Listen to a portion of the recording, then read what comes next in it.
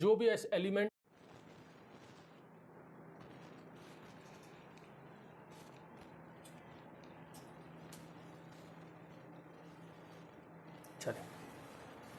ठीक है, soil fertility और प्लांट न्यूट्रिशन, इन दोनों चीज़ों की बात करेंगे। सॉइल फर्टिलिटी तो छोटा सा ही है, बट एक्चुअली में सॉइल फर्टिलिटी का तो मैं कंपैरिजन करना है सॉइल प्रोडक्टिविटी के साथ, क्योंकि ये दोनों शब्द थोड़े से कंफ्यूज करते हैं। सबसे ज़्यादा इंपॉर्टेंट है इसके अंदर प्लांट न्यूट्रिशन, तो उसको देखेंगे। प्लांट न्यूट्रिशन देखें आज के लेक्चर में कवर होता है तो ठीक, नहीं तो नेक्स्ट लेक्चर में कवर करेंगे पूरा, कोशिश रहेंगे पूरी अपनी। सबसे पहले हम बात करें यहाँ पर सॉइल फर्टिलिटी की, और एक बात है यहाँ पर सॉइल प्रोडक्टिविटी की।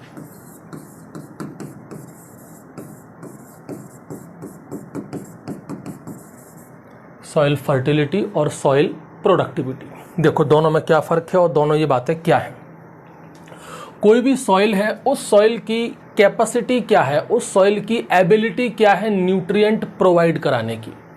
हम लोग प्लांट को कहाँ पर ग्रो करवाते हैं? सॉइल में ग्रो करवाते हैं। अब वो जो सॉइल है, वो सॉइल के पास कितनी एबिलिटी है, उस सॉइल के पास कितनी कैपेसिटी है कि वो न्यूट्रिएंट प्लांट को प्रोवाइड कराए, वही उसकी कैपेसिटी, वही उसकी एबिलिटी क्या कहलाती है? Soil fertility.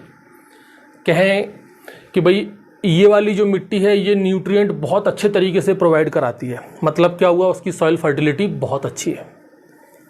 सिंपल सी बात है, सॉइल की जो कैपेसिटी है, जो उसकी एबिलिटी है, जो उसकी क्षमता है न्यूट्रिएंट प्रोवाइड कराने की, किसको? प्लांट को, वही उसकी सॉइल फर्टिलिटी कहलाती है।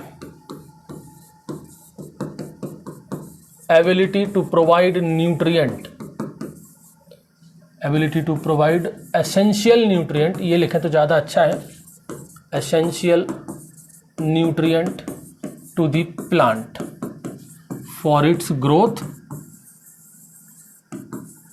And development. कोई बात समझ में नहीं आई? बहुत आसान है। कोई भी सॉइल की जो कैपेबिलिटी है, जो उसकी एबिलिटी है न्यूट्रिएंट प्रोवाइड कराने की, अलग अलग सॉइल की अलग अलग कैपेबिलिटी होती है। जैसे हम कहें एलुवियल सॉइल, तो एलुवियल सॉइल की फर्टिलिटी ज़्यादा क्यों मानी जाती है? क्योंकि उसके अंदर न्यूट्रिएंट ज़्यादा अवेलेबल क्वांटिटी में, ज़्यादा अवेलेबल मात्रा में होते हैं और वो ज़्यादा अच्छे तरीके से न्यूट्रिएंट प्रोवाइड करा सकती है, इसलिए हम कहते हैं कि उसकी फर्टिलिटी ज़्यादा है। तो जो उसके अंदर की कैपेसिटी है, जो उसकी एबिलिटी है, वही क्या कहलाती है? उसकी फर्टिलिटी कहलाती है, सॉइल फर्टिलिटी कहलाती है। सॉइल प्रोडक्टिविटी क्या है? ये सिंपल सा है कि भाई एक मान लीजिए हमने कोई यूनिट एरिया ले लिया। यूनिट एरिया कुछ भी हो सकता है। अगर हम बात करें तो अपने एग्रीकल्चर में यूनिट एरिया मतलब 1 हेक्टेयर को कह सकते हैं अपन। हमने कहा यहाँ पर हमारे पास 1 हेक्टेयर एरिया है। अब ये जो सॉइल है, ये सॉइल इस एरिया में कितना प्रोडक्शन कर सकती है, वो उस सॉइल की प्रोडक्टिविटी हो गई। इसको यूजुअली हम केजी पर हेक्टेयर में कह सकते हैं। पैसों में तुलना चाहो तो रुपया पर हेक्टेयर भी आप कह सकते हो कि 1 हेक्टेयर में कितना पैसा हमको यहाँ से मिल गया, या 1 हेक्टेयर में कितना केजी हमने उत्पादन यहाँ पर कर दिया। वो क्या हो गई? सॉइल प्रोडक्टिविटी हो गई, मतलब capacity of the soil to produce in a unit area. ये क्या हो गया भाई? Capacity of soil to produce in a unit area. अब वो यूनिट एरिया अपने एग्रीकल्चर में यूजुअली 1 हेक्टेयर को कहते हैं। तो भाई 1 हेक्टेयर में सॉइल कितना प्रोडक्शन कर सकती है, वो सॉइल की प्रोडक्टिविटी हो गई। यूजुअली उसको केजी पर हेक्टेयर या रुपीस पर हेक्टेयर में मापा जाता है। बात समझ में आ गई? और बातें करें भाई, ये वाला जो कॉलम है वो आपका सॉइल फर्टिलिटी का है, ठीक है। ये वाला जो कॉलम है वो आपकी सॉइल प्रोडक्टिविटी का है।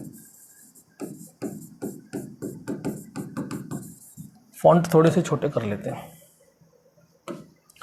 देखो, सॉइल फर्टिलिटी और सॉइल प्रोडक्टिविटी में और क्या बातें कि ये क्या बताते हैं, मतलब ये क्या शो करते हैं। जैसे मैं सॉइल फर्टिलिटी की बात करूं तो ये क्या शो करते हैं? ये न्यूट्रिएंट स्टेटस को बताते हैं। Nutrient status of the soil, एक सॉइल का क्या न्यूट्रिएंट स्टेटस है, उसके अंदर कौन कौन से न्यूट्रिएंट पाए जाते हैं, वो चीज़, मतलब available nutrient for the plant, आप ऐसे भी समझ सकते हैं न्यूट्रिएंट स्टेटस। या फिर हम कहें ये क्या डिफाइन करते हैं, ये क्या डिनोट करते हैं? ये डिनोट करते हैं available nutrient, available nutrient to the plant, plant के लिए कौन कौन से न्यूट्रिएंट अवेलेबल है उनको डिनोट करती है सॉइल फर्टिलिटी।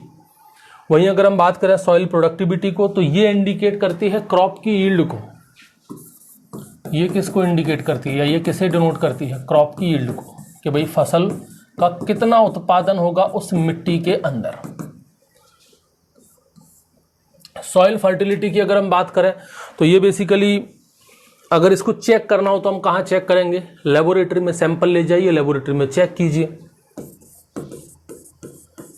असेस्ड इन दी लेबोरेटरी, इसको लेबोरेटरी में चेक कर सकते हैं। वहीं अगर मैं प्रोडक्टिविटी की बात करूं तो इसको कहां पर असेस्ड किया जाएगा? On field, assessed on field, इसको फील्ड पर ही असेस किया जाता है, जबकि इसको लेबोरेटरी में असेस किया जाता है। और बातें हैं सॉइल फर्टिलिटी को लेकर के, सॉइल फर्टिलिटी किन चीज़ों पर डिपेंड करती है? सॉइल की फिजिकल कंडीशन, सॉइल की केमिकल कंडीशन, सॉइल की बायोलॉजिकल कंडीशन, इन सब चीज़ों पर डिपेंड करती है। सॉइल फर्टिलिटी किन पर डिपेंड करती है? Depend on the physical, chemical and biological condition of the soil. Soil की फिजिकल, केमिकल और बायोलॉजिकल कंडीशन पे डिपेंड करती है। वहीं सॉइल प्रोडक्टिविटी की बात करूं तो ये सॉइल प्रोडक्टिविटी इन सॉइल की फिजिकल, केमिकल और बायोलॉजिकल कंडीशन पे तो डिपेंड करती ही करती है। इसके अलावा और भी फैक्टर आ जाते हैं प्रोडक्शन में, ये बात आपको भी पता है।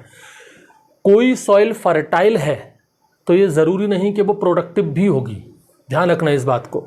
हमने कहा कि भाई मेरे खेत की मिट्टी बहुत उपजाऊ है, उसके अंदर फर्टिलिटी बहुत अच्छी है, लेकिन ये ज़रूरी नहीं कि उसके अंदर प्रोडक्शन भी अच्छा हो जाए, क्योंकि प्रोडक्शन, सॉइल फर्टिलिटी तो एक फैक्टर है प्रोडक्शन के लिए। प्रोडक्शन में और भी बहुत सारे फैक्टर काम करते हैं।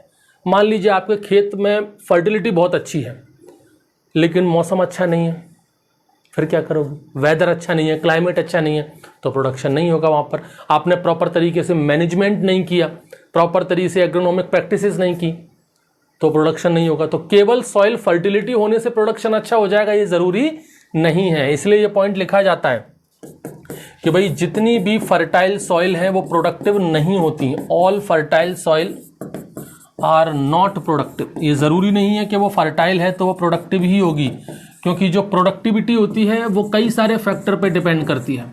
Depend on the soil, soil की ये जो प्रॉपर्टीज़ हैं, चाहे वो फिजिकल प्रॉपर्टी हो, केमिकल प्रॉपर्टी हो या बायोलॉजिकल प्रॉपर्टी हो, उस पर तो डिपेंड करता ही करता है। साथ में ये क्लाइमेट पर भी डिपेंड करता है, ये वेदर पर भी डिपेंड करता है, ये जो भी आपने एग्रोनॉमिक मैनेजमेंट वहाँ पर प्रैक्टिसेस की हैं उस पर भी डिपेंड करता है।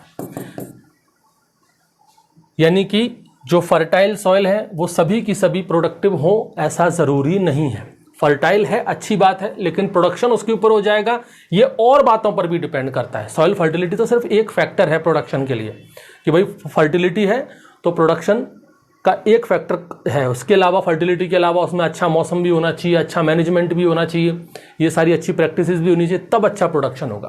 तो ज़रूरी नहीं है कि सॉइल फर्टाइल है तो वो प्रोडक्टिव भी होगी। लेकिन अगर प्रोडक्टिव सॉइल है तो हमेशा समझ लीजिए कि वो फर्टाइल ही होगी। बात समझ में आ गई? इन दोनों बातों में कोई दिक्कत नहीं होनी चाहिए, बहुत आसान सी बात है। ठीक, तो सॉइल प्रोडक्टिविटी जो होता है वो, सॉइल प्रोडक्टिविटी ये किन किन चीज़ों को, सॉइल प्रोडक्टिविटी सॉइल फर्टिलिटी को तो बताता है कि अगर भाई कोई सॉइल प्रोडक्टिव है मतलब वो फर्टाइल तो होगी। साथ ही साथ में उसमें मैनेजमेंट भी अच्छा होगा, प्लस वहाँ पर क्लाइमेट भी अच्छा होगा। जबकि जो सॉइल फर्टिलिटी है वो सिर्फ न्यूट्रिएंट स्टेटस को बताती है। बात समझ में आ गई? सॉइल फर्टिलिटी, सॉइल प्रोडक्टिविटी बहुत आसान हो गया। अब चलते हैं अपन सीधे प्लांट न्यूट्रिएंट पर। क्या क्या हेडिंग है भाई प्लांट न्यूट्रिएंट में? चलो देखो,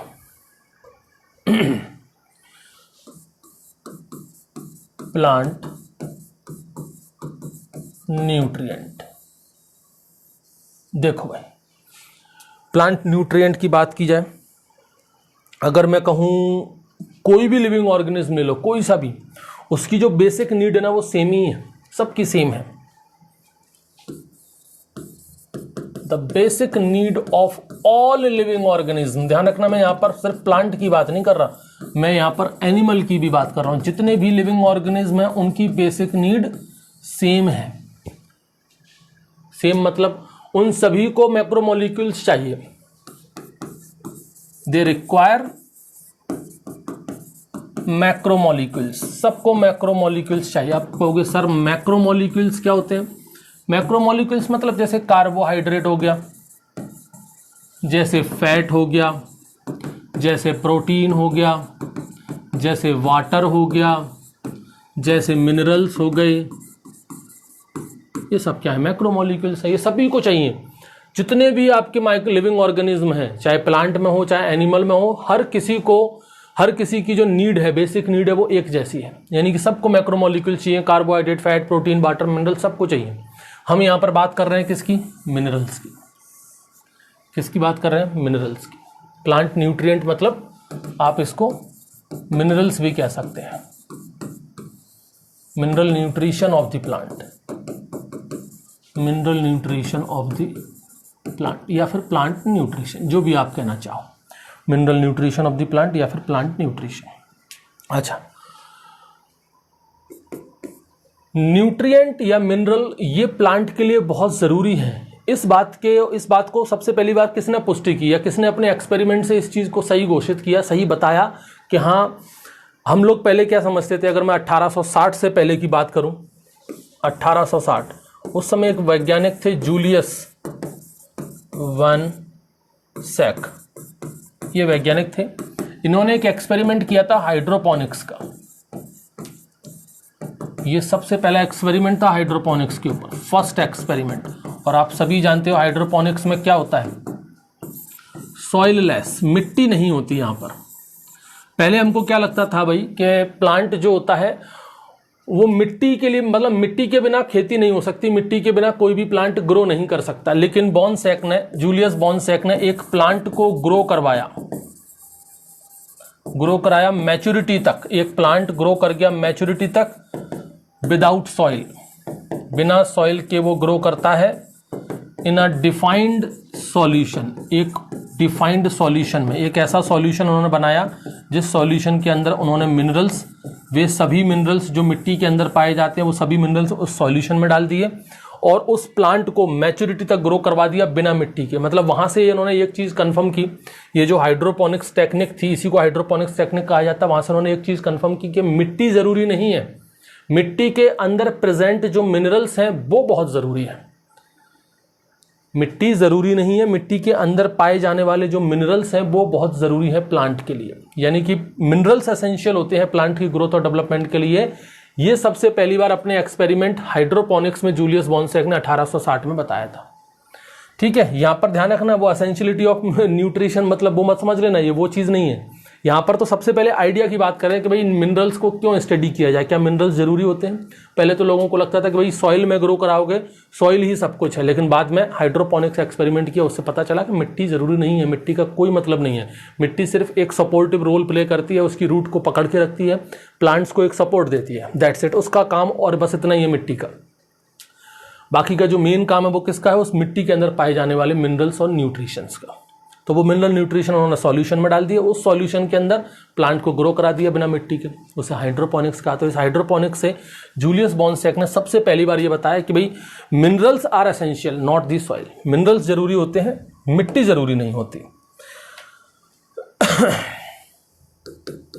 एक प्लांट के अंदर अगर हम बात करें यूजुअली, अब बात का हाइड्रोपोनिक्स वगैरह चीजें भूल जाओ, अब चलते हैं अपन सीधे मिनरल्स पर। मिनरल्स बेसिकली कहां पाए जाते हैं और जो प्लांट्स है वो मिनरल्स को कहां से एब्जॉर्ब करते हैं? मोस्ट ऑफ द मिनरल्स, जितने भी मिनरल्स हैं, ध्यान रखना मैं पूरे नहीं कह रहा हूं, मोस्ट ऑफ द मिनरल्स कह रहा हूं, वो अपने पाए जाते हैं सॉइल के अंदर, प्रेजेंट इन दी सॉइल। और यहां से जो प्लांट है वो इनको एब्जॉर्ब कर लेते हैं। प्लांट कैसे एब्जॉर्ब करते हैं? ऐसा क्या है प्लांट के पास? रूट्स। तो मोस्ट ऑफ द मिनरल्स आपके सॉइल में पाए जाते हैं, वहां से प्लांट अपनी रूट्स के माध्यम से उनको एब्जॉर्ब कर लेते हैं। अगर एक प्लांट के अंदर, ध्यान रखना डिफरेंट प्लांट्स हैं, अलग अलग प्लांट्स में जब ये चेक किया तो पता चला कि 60 से ज्यादा एलिमेंट्स हैं उनके अंदर। Are present in the different plant. जो डिफरेंट प्लांट स्पीसीज हैं उनके अंदर 60 से ज़्यादा एलिमेंट्स पाए जाते हैं, लेकिन ये सभी 60 एलिमेंट्स या 60 से ज़्यादा एलिमेंट्स एसेंशियल नहीं है, मतलब ये ज़रूरी नहीं है। केवल एसेंशियल एलिमेंट्स कितने हैं? 17। Only 17 elements are the essential. इन 60 से ज़्यादा एलिमेंट्स जो डिफरेंट प्लांट के अंदर पाए जाते हैं उनमें से केवल 17 एलिमेंट्स ऐसे हैं जो कि एसेंशियल हैं for all types of plant. सभी प्रकार के जो प्लांट्स हैं उन प्लांट्स के लिए केवल 17 एलिमेंट्स ऐसे हैं जो कि एसेंशियल हैं। अब ये एसेंशियल का क्राइटेरिया क्या है? आप कैसे कहोगे कि भाई ये चीज़ एसेंशियल है या ये चीज़ एसेंशियल नहीं है? एसेंशियल एलिमेंट्स की डेफिनेशन क्या है? कैसे इसको परिभाषित करोगे? कैसे कहोगे भाई 60 से ज़्यादा एलिमेंट्स पाए जाते हैं, कौन सा एलिमेंट्स एसेंशियल है, ये कैसे पता चलेगा? कोई भी ऐसा एलिमेंट्स जिसके बिना एक प्लांट अपनी लाइफ को पूरा नहीं कर पाए वो आपका एसेंशियल एलिमेंट्स है। बड़ा सिंपल है।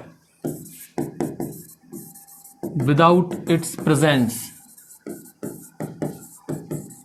Plant can not complete it's life cycle. एक प्लांट अपनी लाइफ साइकिल को कंप्लीट नहीं कर सकता। कहने का मतलब यह है कि एसेंशियल एलिमेंट्स वो होते हैं, अगर वो ना पाए जाएं, अगर वो प्लांट्स को ना मिले तो प्लांट अपनी जीवन नहीं जी पाएगा, प्लांट सर्वाइव ही नहीं कर पाएगा। उनको एसेंशियल एलिमेंट्स कहा जाता है। और ऐसे एसेंशियल एलिमेंट्स कितने हैं? 17।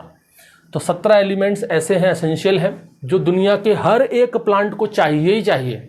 इन 17 में से अगर एक भी नहीं मिला ना तो प्लांट सर्वाइव नहीं कर सकता, प्लांट आपका मर जाएगा।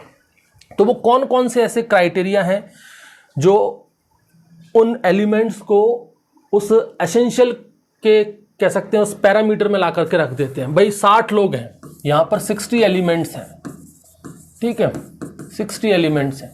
अब इन सभी एलिमेंट्स में लड़ाई मची हुई है, भाई नहीं मैं एसेंशियल हूँ, मैं एसेंशियल हूँ, मैं एसेंशियल हूँ। ये कैसे पता चलेगा? वो कौन कौन से क्राइटेरिया हैं, वो शर्तें बताइए कि आप एसेंशियल एलिमेंट्स माने जाएंगे। वो शर्तें कौन कौन सी हैं? यहाँ पर वैज्ञानिक हैं Arnon and Stout. Arnon and Stout. बात कब की है? 1939 की। अर्नोन एंड स्टाउट ने 1939 में वो क्राइटेरिया बताए थे एसेंशियलिटी के, criteria for the essentiality of nutrient, कि भाई कोई भी न्यूट्रिएंट या कोई भी मिनरल एसेंशियल तभी होगा जब वो इन क्राइटेरिया पर खरा उतरेगा, जब वो इन क्राइटेरिया को पूरा कर देगा। जैसे होता है ना एग्जाम के लिए आता है भाई आपका नोटिफिकेशन, उसमें क्राइटेरिया होते हैं, एलिजिबिलिटी क्राइटेरिया, कि आप AFO का एग्ज़ाम या आप नेट का एग्ज़ाम तभी दे पाओगे जब आपकी BSc AG कंप्लीट हो, पूरी कंप्लीट हो गई हो। नेट का एग्ज़ाम तब दे पाएंगे जब आपकी MSc कंप्लीट हो गई हो। तो ये क्राइटेरिया है, एलिजिबिलिटी है। ऐसे ही मिनरल्स के लिए भी बताया गया है कि भाई मिनरल्स की कौन कौन सी ऐसी एलिजिबिलिटी होनी चाहिए जिनको वो पूरा कर ले तो उनको एसेंशियल की कह सकते हैं उपाधि दी जा सकती है, उनको एसेंशियल एलिमेंट्स का दर्जा दिया जा सकता है। वो 3 है। कितने क्राइटेरिया है भाई?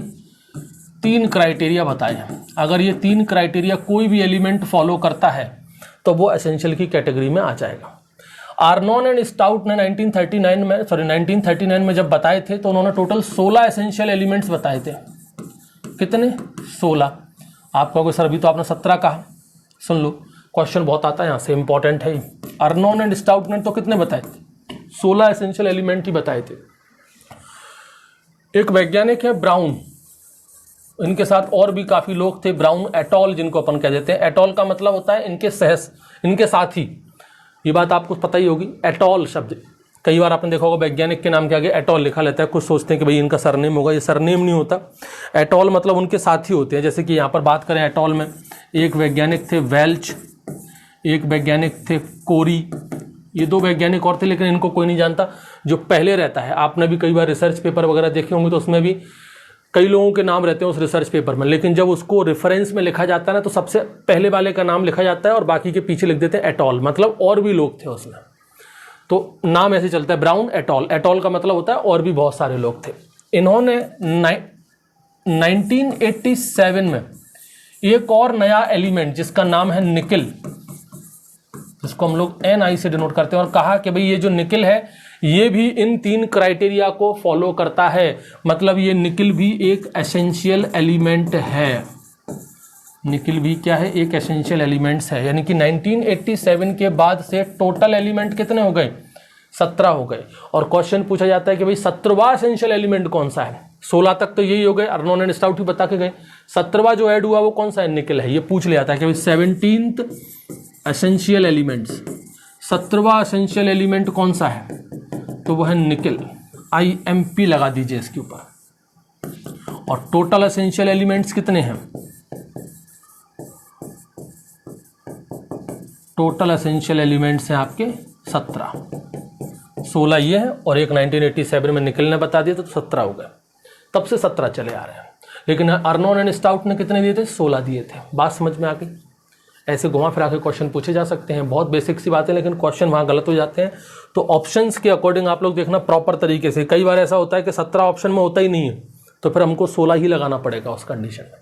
कई बार ऐसे पूछ लेते हैं कि भाई बिफोर दी 1987, ऑप्शन में क्वेश्चन में सिर्फ छोटी सी बात लिख देंगे, before the 1987 how many essential elements, answer बदल गया। 1987 से पहले पूछा गया है, यानी निकिल की एसेंशियल एलिमेंट घोषित होने से पहले की बात कर रहे हैं कि तब 16 ही थे। या कह सकते हैं कि अर्नोन एंड स्टाउट ने कितने एसेंशियल एलिमेंट्स बताए थे, तो आंसर 16 हो जाएगा।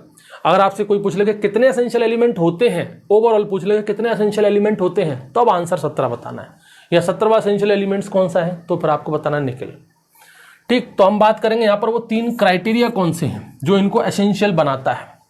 सबसे पहला क्राइटेरिया कि भाई बिना इसकी प्रेजेंस की, जो मैंने आपको बता ही दिया उसकी डेफिनेशन में, कि बिना इसकी प्रेजेंस के एक प्लांट अपनी वेजिटेटिव और रिप्रोडक्टिव फेजेस को कंप्लीट नहीं कर सकता। विदाउट इट्स प्रेजेंस, बिना एसेंशियल एलिमेंट की प्रेजेंस के कोई भी plant can not complete vegetative and reproductive stages. यानी कि उसकी growth, development and seed setting ये होगी ही नहीं। किसी भी प्लांट में ग्रोथ, उसकी डेवलपमेंट, उसकी सीड सेटिंग, ये सारी चीज़ें होगी नहीं अगर एसेंशियल एलिमेंट्स एब्सेंट रहा तो। सिंपल सी बात है। यानी कि ग्रोथ और डेवलपमेंट के लिए ज़रूरी है, सीड बनाने के लिए ज़रूरी है, सीड सेटिंग के लिए ज़रूरी है। ये सबसे पहला क्राइटेरिया हो गया। दूसरा क्राइटेरिया है कि जो भी एलिमेंट है वो कैसा होना चाहिए, स्पेसिफिक होना चाहिए। Must be specific. एक शब्द यूज किया जाता है इंडिस्पेंसिबल। इंडिस्पेंसिबल जिसको हम लोग कहते हैं नॉन रिप्लेसेबल, जिसका कोई विकल्प ना हो। अगर एसेंशियल एलिमेंट्स में, जैसे कि मान लीजिए मैंने कहा कि मैग्नीशियम है, अगर किसी प्लांट में, कोई एक प्लांट है, उस प्लांट में मान लीजिए मैग्नीशियम की कमी हो गई है। आप ये सोचो कि यार मैग्नीशियम की कमी है, मैग्नीशियम तो अवेलेबल नहीं है, एक काम करते हैं कोई दूसरा दे देते हैं इसको, कोई भी दूसरा एलिमेंट दे दो, वो मैग्नीशियम की भरपाई कर देगा। ऐसा नहीं होता। इसको आप अपने ऊपर लेकर के देखो। जैसे कि मान लीजिए आप चावल खाने के बहुत आदी हैं। ये मान लीजिए कि चावल आपके लिए एसेंशियल एलिमेंट की तरह है, चावल के बिना आप मर जाएंगे। अब आपको चावल नहीं मिले, आपके घर वाले, आपके पड़ोसी, नाते रिश्तेदार सोचें कि यार चावल नहीं मिल रहा, एक काम करो इसको रोटियां खिला दो, इसको पिज्ज़ा खिला दो, चावल की पूर्ति हो जाएगी। नहीं हो पाएगी। क्यों? क्योंकि चावल आपके लिए एसेंशियल है। नहीं, मुझे तो चावल ही चाहिए। ऐसे ही एक प्लांट में अगर मैग्नीशियम की कमी है तो उसको मैग्नीशियम की ही भरपाई कर पाएगा। मैग्नीशियम के अलावा आप कोई दूसरा एलिमेंट सोचो कि भाई एक काम करो मैग्नीशियम कम है तो एक काम करो नाइट्रोजन ज़्यादा दे दो तो मैग्नीशियम की भरपाई हो जाए, ऐसा नहीं है। मैग्नीशियम की कमी है तो मैग्नीशियम ही उसका तोड़ है, मैग्नीशियम से ही वो चीज़ पूरी करनी पड़ेगी। आपको चावल की ज़रूरत है, चावल से ही पूरी करनी पड़ेगी। दाल की ज़रूरत है तो दाल से ही पूरी होगी। रोटी की ज़रूरत है तो रोटी से ही पूरी होगी। इसे कहते हैं नॉन रिप्लेसेबल, जिसका कोई विकल्प ना हो, बस एक ही चाहिए तो चाहिए। वही चीज़ है जो 17 एसेंशियल एलिमेंट्स है ना, इनकी प्रेजेंस कंपलसरी है।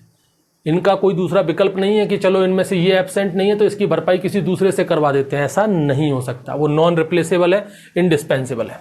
तो अगर कोई एलिमेंट नॉन रिप्लेसेबल या इंडिस्पेंसिबल है तो वो आपका एसेंशियल कैटेगरी में, वो क्राइटेरिया में आ जाएगा। तीसरा, ये तो दो हैं, ये दो तो होने ही होने चाहिए। तीसरा, कि जो भी एसेंशियल एलिमेंट्स है वो डायरेक्टली इन्वॉल्व होना चाहिए मेटाबॉलिज्म में, directly involved in the metabolism या फिर अपन कहें न्यूट्रिशन में,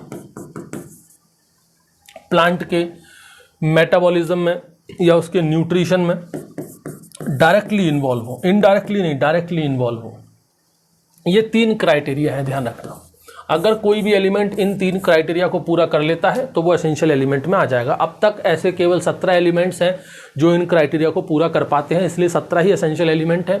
ये फिक्स नहीं है, हो सकता है भविष्य में कोई और वैज्ञानिक हो जो रिसर्च कर रहा हो किसी और दूसरे एलिमेंट्स के ऊपर, और वो ये प्रूव कर दे कि हाँ भाई ये एलिमेंट भी इन तीनों क्राइटेरिया को फॉलो करता है, तो वो भी एसेंशियल एलिमेंट में जुड़ सकता है। यानी कि अभी की डेट में तो 17 है, हो सकता है आने वाले भविष्य में 18, 19, 20 कितने भी हो सकते हैं, कोई दिक्कत नहीं होनी चाहिए। चलो, अब यहाँ पर ये जो 17 एलिमेंट है ये कौन कौन से हैं? 17 एलिमेंट्स हैं। अब ये 17 एलिमेंट्स ही हमको पढ़ने हैं। यहाँ पर जो अर्नोन एंड स्टाउट थे ना, अर्नोन एंड स्टाउट ने इन एलिमेंट्स को, ये जो 17 एलिमेंट है, हालांकि उस टाइम पे तो 16 ही थे, तो जो एसेंशियल एलिमेंट्स थे उनको क्लासीफाई कर दिया 2 कैटेगरी में। एसेंशियल एलिमेंट को क्लासीफाई कर दिया किस में? 2 ग्रुप में क्लासीफाई कर दिया। 2 ग्रुप कौन कौन से? अच्छा, ये किस बेसिस पर क्लासीफाई किया? क्वांटिटेटिव रिक्वायरमेंट, किस प्लांट को कितनी रिक्वायरमेंट है। कोई प्लांट ज़्यादा रिक्वायरमेंट में आता है, कोई प्लांट किसी न्यूट्रिएंट की कम रिक्वायरमेंट लेता है। जैसे प्लांट को अगर ज़्यादा रिक्वायरमेंट है इन 17 में से किसी न्यूट्रिएंट की, तो वो आ जाएंगे आपके मैक्रो न्यूट्रिएंट में, मैक्रो न्यूट्रिएंट कह सकते हैं या मैक्रो एलिमेंट कह सकते हैं। ठीक है, किसी प्लांट को अगर रिक्वायरमेंट कम है तो उसको माइक्रो एलिमेंट कह सकते हैं या फिर माइक्रो न्यूट्रिएंट भी कह सकते हैं, जो आप कहना चाहो, माइक्रो एलिमेंट, माइक्रो न्यूट्रिएंट। ठीक है, इनकी जो रिक्वायरमेंट होती है, रिक्वायरमेंट इन लार्ज क्वांटिटी, इनकी रिक्वायरमेंट जो है वो प्लांट को लार्ज क्वांटिटी में रहती है, और इनकी जो रिक्वायरमेंट है प्लांट को वो स्मॉल क्वांटिटी में रहती है। ठीक है, यहाँ पर मैं आपको एक डाटा बता देता हूँ, याद करने की कोई ज़रूरत नहीं है। डाटा है कि भाई 10 मिलीमोल से ज़्यादा, 10 मिलीमोल पर KG in dry matter, plant के ड्राई मैटर में अगर कोई न्यूट्रिएंट 10 मिलीमोल, मान लीजिए किसी प्लांट का हमने 1 किलो ड्राई मैटर ले लिया और उसके अंदर कोई न्यूट्रिएंट 10 मिलीमोल से ज़्यादा है तो वो मैक्रो में आ जाएगा। याद करने की जरूरत नहीं, सिर्फ बता रहा हूँ आपके लिए। और 10 से कम है तो मिलीमोल पर केजी इन ड्राई मैटर, पर KG of dry matter, sorry, पर केजी ऑफ ड्राई मैटर, तो वो आपका स्मॉल में आ जाएगा। माइक्रो न्यूट्रिएंट और मैक्रो न्यूट्रिएंट होते हैं टोटल कितने? 9, और माइक्रो न्यूट्रिएंट होते हैं टोटल कितने? 8। मैक्रो कौन कौन से हैं? एक तो भैया अपना सिंपल सा बोले को CHO, carbon, hydrogen, oxygen, NPK, sulphur, magnesium और कैल्शियम, ये तो है 9। मैक्रो न्यूट्रिएंट या मैक्रो एलिमेंट कितने हैं? 9 है। CHO, NPK, सल्फर, मैग्नीशियम और कैल्शियम। और ये कितने हैं भाई? 8 हैं। आयरन है, मैग्नीस है, ठीक है, जिंक है, मोलिब्डेनम है, बोरॉन है, क्लोरीन है, निकल है। कितने हो गए? 1 2 3 4 5 6 7। एक कौन सा रह गया है? आयरन, मैग्नीस, कौन सा रह गया भाई? कॉपर, यस, कॉपर और निकल। ये हो गए भाई अपने 8। याद रखना इनको, कौन सा आपका माइक्रो एलिमेंट में आता है, कौन सा आपका मैक्रो में आता है। ये ऊपर वाले जो है वो मैक्रो हैं और ये नीचे वाले जो है वो आपके माइक्रो न्यूट्रिएंट है। तो माइक्रो कितने हैं भाई? 8 हैं, और मैक्रो कितने हैं आपके? टोटल 9 हैं। नेक्स्ट हेडिंग क्या है? हाँ, अब आते हैं अपन, ये समझ में आ गया, इसमें हालांकि समझने से कुछ है नहीं, कोई कंसेप्ट तो है नहीं, सिर्फ आपको बताने वाली बातें हैं। अब आते हैं बेनिफिशियल पर, बेनिफिशियल एलिमेंट। अब देखो, बहुत सारे एलिमेंट ऐसे हैं जो तीनों क्राइटेरिया पूरे नहीं कर पाते, बहुत सारे एलिमेंट ऐसे हैं जो तीनों क्राइटेरिया पूरे नहीं कर पा रहे। कुछ एक या दो क्राइटेरिया, टोटल 3 क्राइटेरिया हैं एसेंशियल के। अगर वो तीनों क्राइटेरिया पूरे करते हो तभी एसेंशियल एलिमेंट माना जाएगा। लेकिन कुछ ऐसे हैं जो तीनों क्राइटेरिया पूरे नहीं कर पाते, एक ही कर पा रहे हैं, कोई 2 ही कर पा रहे हैं, तो क्या उनको एसेंशियल तो मानी जाएगा, लेकिन उनकी रिक्वायरमेंट तो फिर भी रहेगी। और ये बेनिफिशियल एलिमेंट्स वो हैं जिनकी रिक्वायरमेंट सभी प्लांट को नहीं होती, ये स्पेसिफिक होते हैं। जैसे कि अगर मैं बात करूं यहाँ पर सोडियम की,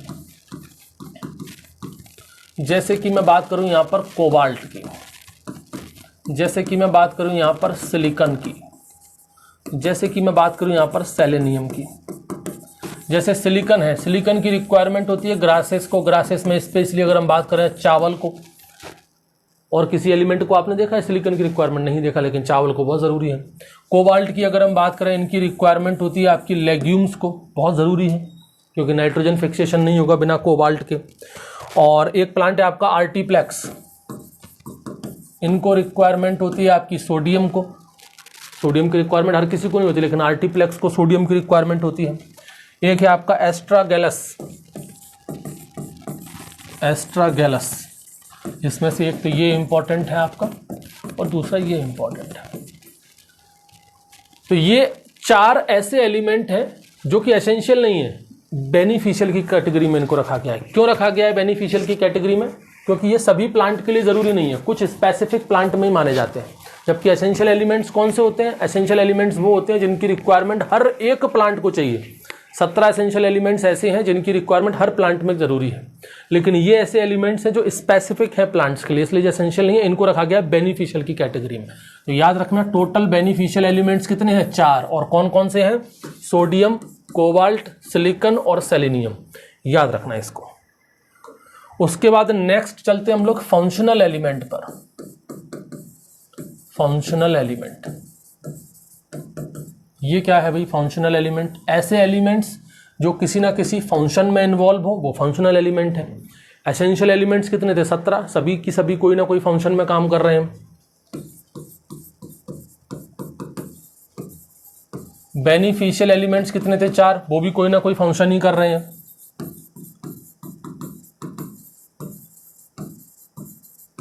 ये कितने थे?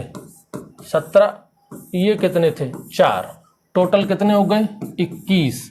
तो 21 हो गए क्या? Functional element. तो फंक्शनल एलिमेंट कितने हो गए भाई? 21। याद रखना। हालांकि ये जो फंक्शनल एलिमेंट का जो कंसेप्ट है, ये जो टर्म है वो दिया था आपका निकोलस ने, डी.जे. Nicholas, DJ. निकोलस, इन्होंने ये शब्द दिया था फंक्शनल एलिमेंट। IMP लगा लीजिए, इसके ऊपर क्वेश्चन आ चुका है कई बार। फंक्शनल एलिमेंट जो शब्द है वो इन्होंने ही दिया था। फंक्शनल एलिमेंट शब्द किसने दिया था? डी.जे. निकोलस ने दिया था। ठीक है, NICHO है, CHOLULUS, निकोलस, डी.जे. निकोलस ने ये फंक्शनल एलिमेंट शब्द दिया था। ठीक है, 1963 में। और जब इन्होंने दिए थे ना, तब कितने दिए थे? 20 थे। तब कितने थे? 20 फंक्शनल एलिमेंट थे। 20 कैसे थे? क्योंकि उस समय केवल 16 ही एसेंशियल थे और 4 बेनिफिशियल थे, तो उस वजह से 20 हो रहे थे। लेकिन आज की डेट में अगर हम बात करें तो आज की डेट में 17 एसेंशियल है, 4 बेनिफिशियल है, तो आज की डेट में तो 21 है। लेकिन उन्होंने दिए कितने थे? 20 थे। तो वो जो 21वां है आपका फंक्शनल एलिमेंट वो भी निकली हो गया। ठीक, इसके अलावा और भी बहुत सारी कैटेगरी हैं, और भी इनके क्लासिफिकेशन है, वो फंक्शन के बेसिस पर है। Classification of essential elements. Essential elements किस बेसिस पर? Based on the function. अलग अलग फंक्शन है उनके, उस बेसिस पर। देखो, कुछ एलिमेंट्स ऐसे हैं जो कि कह सकते हैं कि बायोमोलिक्यूल्स के कंपोनेंट हैं, बिना उनके बायोमोलिक्यूल्स बन नहीं सकते। कंपोनेंट ऑफ बायोमोलिक्यूल, जैसे कि कार्बन, हाइड्रोजन, ऑक्सीजन। कार्बन है, हाइड्रोजन है, ऑक्सीजन है, ठीक है, नाइट्रोजन है। अरे यार क्या कर रहे हो, दूर दूर लिखो थोड़ा सा। ऑक्सीजन है और नाइट्रोजन है। ये बायोमोलिक्यूल समझते हैं, बायोमोलिक्यूल्स जैसे कि आपका प्रोटीन हो गया, आपका न्यूक्लिक एसिड हो गया, ये सब आपके बायोमोलिक्यूल्स हैं। इन्हीं को हम लोग स्ट्रक्चरल एलिमेंट भी कह सकते हैं, स्ट्रक्चरल एलिमेंट्स भी इनको हम लोग कह सकते हैं। ठीक, एक होते हैं आपके प्रोटोप्लाज्मिक एलिमेंट, प्रोटोप्लाज्मिक एलिमेंट जो प्रोटोप्लाज्म का अहम हिस्सा है, बिना इसके प्रोटोप्लाज्म नहीं बन सकता, जिसमें आपकी CH O तो आते ही आते हैं, साथ में नाइट्रोजन, फास्फोरस और सल्फर ये भी आते हैं। ये आपके क्या हैं, प्रोटोप्लाज्मिक एलिमेंट है।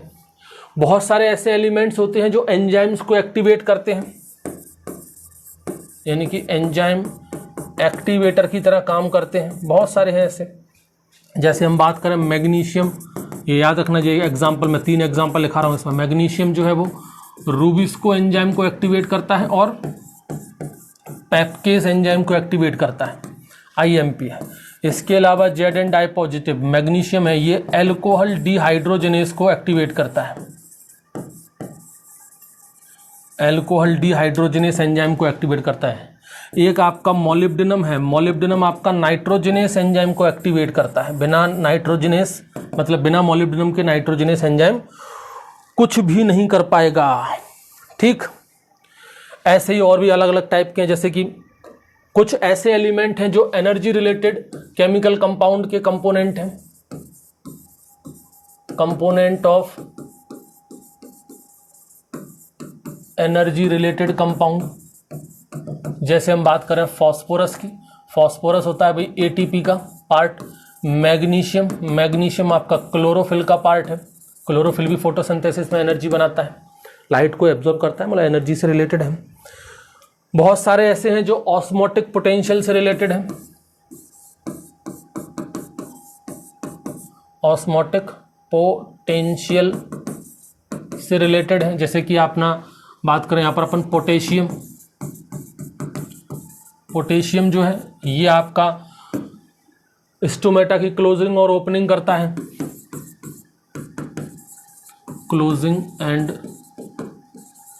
Opening of stomata. ठीक, बहुत सारे एसेंशियल एलिमेंट्स ऐसे हैं जो रिडॉक्स पोटेंशियल का काम करते हैं, मतलब रिडॉक्स रिएक्शन में काम करते हैं। रिडॉक्स रिएक्शन मतलब जिनका काम रिडक्शन में भी है, जिनका काम ऑक्सीडेशन में भी है, और साथ में ETS इलेक्ट्रॉन ट्रांसपोर्ट सिस्टम में भी ये पार्टिसिपेट करते हैं। ऐसे भी बहुत सारे हैं। कौन कौन से हैं भाई, आयरन है, मैग्नीज है, इसके अलावा आपका कॉपर है, मोलिब्डेनम है, यही है भाई, हाँ यही है। इसके अलावा कुछ होते हैं framework element, framework element, framework element मतलब कोई भी आपका प्लांट ले लीजिए या एनिमल ले लीजिए, उनका जो ढांचा है वो बेसिकली 3 चीजों से बना है, कार्बोहाइड्रेट, फैट और प्रोटीन से। कार्बोहाइड्रेट, फैट एंड प्रोटीन, इन तीनों के लिए एसेंशियल हो उनको कहते हैं फ्रेमवर्क। जैसे कि CHO, ये जो 3 है वो क्या है आपके फ्रेमवर्क एलिमेंट है। और क्या भी क्रिटिकल एलिमेंट्स देख लो, क्रिटिकल एलिमेंट्स, क्रिटिकल एलिमेंट्स में आपका NPK है, ये क्रिटिकल एलिमेंट्स हैं। इनकी रिक्वायरमेंट होती है बाय दी हायर प्लांट्स, जो भी आपके हायर प्लांट्स हैं उनकी द्वारा रिक्वायरमेंट होती है, वो भी हायर डोज में। सबसे ज़्यादा रिक्वायरमेंट जो होती है वो प्लांट को, हायर प्लांट्स को, वो हायर डोज में इन्हीं की होती है, तीनों की, इसलिए फार्मर इनको एक्स्ट्रा अलग से प्रोवाइड करवाता है NPK को। ठीक है, अब देखो एक प्लांट का जो ड्राई मैटर है उसमें अगर अपन न्यूट्रिएंट देखें तो सबसे ज़्यादा जो आपको मिलेगा परसेंटेज वो CHO का ही मिलेगा, CH&O। ये जो 3 है ना आपका, ये बेसिकली 95 से 96% मास कवर कर लेते हैं, mass of the total dry matter, कौन से CHO। और बाकी के जो बच रहे हैं, रिमेनिंग जो 14 एलिमेंट्स बच रहे हैं वो बेसिकली 4 से 5% होते हैं टोटल ड्राई मैटर के, यानी कि अकेले ये 3 ही कवर कर लेते हैं 95 से 96% तक। याद रखना इन बातों को। चलो अब देखें अपन सोर्स की और अवेलेबल फॉर्म की। Source and the available form, इस पर IMP लगा लेना, इंपॉर्टेंट है ये टॉपिक कि भाई क्या सोर्स रहेगा, क्या अवेलेबल फॉर्म रहेगा। जैसे कार्बन की अगर मैं बात करूं तो कार्बन का सोर्स क्या है, कार्बन कहां से मिलेगा, सीधी सी बात है कार्बन डाइऑक्साइड से मिलेगा। हाइड्रोजन कहां से मिलेगा प्लांट को, हाइड्रोजन प्लांट H2O से लेता है। ऑक्सीजन कहां से मिलेगा प्लांट को, ऑक्सीजन उसको कार्बन डाइऑक्साइड और H2O इन दोनों से मिल जाता है। भाई कार्बन कहां से मिलेगा उसको, कार्बन डाइऑक्साइड या फिर सिंपल सा लिखते हैं अपन एयर से मिल जाता है। हाइड्रोजन H2O से मिलता है, ऑक्सीजन और कार्बन डाइऑक्साइड H2O से मिल जाता है। और बाकी के जो हैं आपके बाकी के जो एलिमेंट्स हैं वो सब आपको सॉइल से मिल जाते हैं। इसलिए तो मैंने कहा था कि most of the element soil के अंदर होते हैं, सभी नहीं होते। जैसे कि ये आपका H2O, कार्बन डाइऑक्साइड H2O हो गया, एयर हो गया, ये तीन को छोड़ दें अपन, बाकी के सब आपको सॉइल में मिल जाते हैं। इसलिए मैंने मोस्ट ऑफ द एलिमेंट कहा था, ऑल एलिमेंट नहीं कहा था। ये सोर्स की बात हो गई। अब बात करें अवेलेबल फॉर्म की कि कौन सा एलिमेंट किस फॉर्म में अवेलेबल है प्लांट के लिए। Available form of elements to the plant, plants के लिए कौन सा अवेलेबल फॉर्म है, बस ये सबसे ज्यादा इंपॉर्टेंट है। यहां से एक दो क्वेश्चन आ जाते हैं। सबसे पहले अपन बात करें यहां पर इंपॉर्टेंट नाइट्रोजन की। नाइट्रोजन दो अवेलेबल, मतलब दो फॉर्म में पाया जाता है, दोनों ही अवेलेबल होते हैं। एक तो होता है नाइट्रेट NO3 नेगेटिव, और एक होता है अमोनियम आयन। ध्यान रखना, ये जितने भी मैंने आपको बताया था ना कि रिमेनिंग जो पाए जाते हैं सॉइल के अंदर वो हमेशा आयोनिक फॉर्म में रहते हैं, आयंस के फॉर्म में आपको अवेलेबल होंगे। तो एक तो होता है भाई नाइट्रेट और एक होता है अमोनियम आयन NH4। ये नाइट्रेट जो है ना ये मोस्ट कॉमन फॉर्म है, मोस्ट कॉमनली इसी फॉर्म में अवेलेबल होता है, मोस्ट कॉमन आपका यही है। लेकिन कुछ प्लांट जैसे कि राइस की अगर हम बात करें, हम शुगर केन की बात करें, चाय की बात करें, टी, इनके लिए अमोनिकल फॉर्म में आपका नाइट्रोजन अवेलेबल रहेगा। इसको याद रखना, most common, almost for all crop. Almost जितनी भी क्रॉप है वो सब नाइट्रोजन को किस फॉर्म में एब्जॉर्ब करती है, नाइट्रेट के फॉर्म में। लेकिन कुछ को छोड़कर जैसे कि राइस, शुगर केन, टी, ये जो है वो अमोनिकल फॉर्म में एब्जॉर्ब करती है। एक और बड़ा सिंपल सा है, जो भी प्लांट ऑक्सीडाइज्ड जोन में होगा, जो भी प्लांट ऑक्सीडाइज्ड जोन का मतलब है जहां पर ऑक्सीजन की प्रेजेंस होगी, जहां पर ऑक्सीजन की प्रेजेंस होगी वो प्लांट नाइट्रोजन को एब्जॉर्ब करेगा नाइट्रेट के फॉर्म में, इन फॉर्म ऑफ नाइट्रेट। बड़ा सिंपल सा है। और जो भी प्लांट रिड्यूस्ड जोन में ग्रो होता है, जो भी प्लांट रिड्यूस्ड जोन का मतलब हो गया जहां पर ऑक्सीजन एब्सेंट हो। ऑक्सीजन एब्सेंट ऐसा कहाँ हो सकता है, जैसे वाटर लॉगिंग कंडीशन हो जाती है। वाटर लॉगिंग कंडीशन में क्या है, पानी भर जाता है, ऑक्सीजन वहाँ पर एब्सेंट हो जाती है, एनारोबिक कंडीशन बन जाती है, वो रिड्यूस्ड जोन हो गया। तो ऐसी कंडीशन में प्लांट जो है वो एब्जॉर्ब करता है नाइट्रोजन को अमोनिकल फॉर्म में, अमोनिकल फॉर्म में। ठीक है, याद रखना। ये तो नाइट्रोजन की बात होगी। अब बात करें यहां पर हम लोग फॉस्फोरस की। देखो भाई, फॉस्फोरस पर भी क्वेश्चन आता है। फॉस्फोरस भी बेसिकली तीन फॉर्म में अवेलेबल है।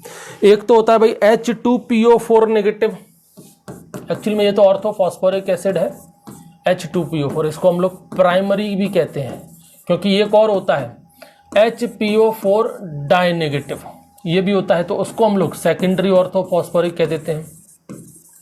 तो प्राइमरी ऑर्थोफॉस्फेट और ये है सेकेंडरी ऑर्थोफॉस्फेट।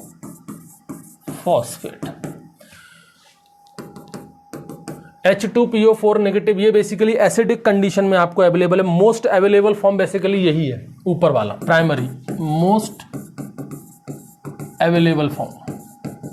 प्लांट सबसे ज्यादा अगर फॉस्फोरस को एब्जॉर्ब करते हैं तो वो H2PO4 नेगेटिव इसी फॉर्म में एब्जॉर्ब करते हैं, प्राइमरी ऑर्थोफॉस्फेट के फॉर्म में। जो बेसिकली किस पीएच पे काम करता है, 5.5 से लेकर के 6.5। या सिंपल से ऐसे पूछ लेते हैं कि भाई एसिडिक सॉइल है, तो एसिडिक सॉइल में फास्फोरस किस फॉर्म में अवेलेबल रहेगा, प्राइमरी ऑर्थोफॉस्फेट या फिर हम H2PO4 नेगेटिव की फॉर्म में। अब कंडीशन अगर मान लीजिए स्लाइटली एल्कलाइन बन जाए, स्लाइटली एल्कलाइन,